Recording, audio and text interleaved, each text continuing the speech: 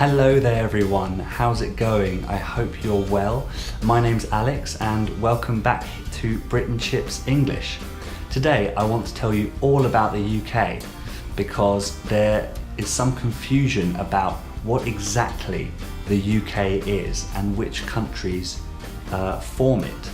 I regularly hear misinformation about the UK, Great Britain, England, and I want to just say now that you shouldn't use the term England to refer to the UK because England is just one part of the UK. If we take a look here at my UK passport, we can see that very clearly it's stated the United Kingdom of Great Britain and Northern Ireland. So that gives you a clue. The UK is Great Britain and Northern Ireland. Great Britain is made up of England, Scotland and Wales. And these three, along with Northern Ireland, make up the United Kingdom or the UK. And you should always call it the UK or the United Kingdom, never just UK or United Kingdom. That's very important. Also, the Republic of Ireland has been its own country for a long time now. It's only the country of Northern Ireland which is part of the UK. Now let's talk about the flag of the United Kingdom, the Union Jack or the Union flag. Now admittedly it is a bit outdated. There is no representation of Wales on the flag apart from indirectly in the cross of St. George, which is the patron saint of England, for when we had the Kingdom of England, of which Wales was a part. Then we have the saltire of St. Andrew, which is that white diagonal cross on the blue background, which is the Scottish cross. And then the diagonal red cross, which is on top of the Scottish cross, is for St. Patrick of Ireland. Now, because Ireland is no longer part of the United Kingdom, it only represents Northern Ireland. So you can see with no representation for Wales on the flag could be due for an update. But there's no news of that happening anytime soon. Next up is the British accent.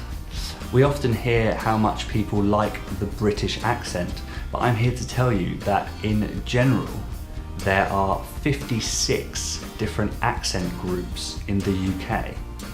Some of the most common accents in England, notice I'm not saying in the UK, just some of the most common English accents are Scouse from Liverpool, Geordie from Newcastle, Brummie from Birmingham, and West Country from areas like Bristol.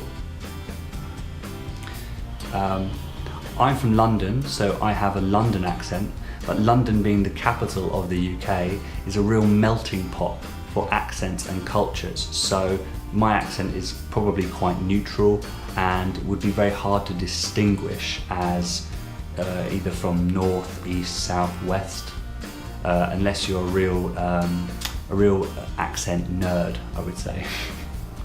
So what do we call people from the different parts of the UK, the different nations of the UK?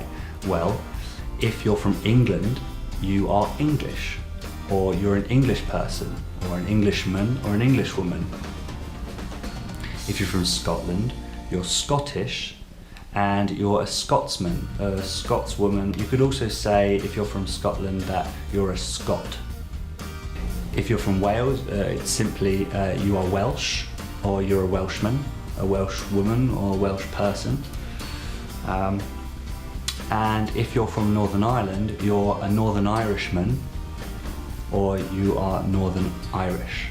Another aspect of the UK which a lot of us find confusing, and I say us because I include people from the UK in that, is sport.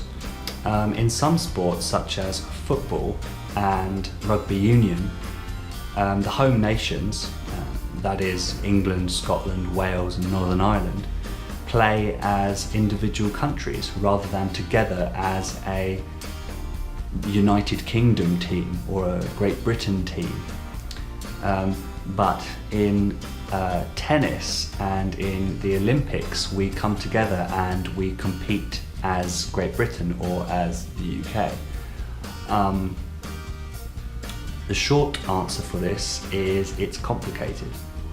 We are a very old country, and each nation has its very precious individual identities, and in sports like football and rugby union, the associations for these nations were set up individually, and that just hasn't changed because some fear that the identities of their individual nations would be lost if we combined.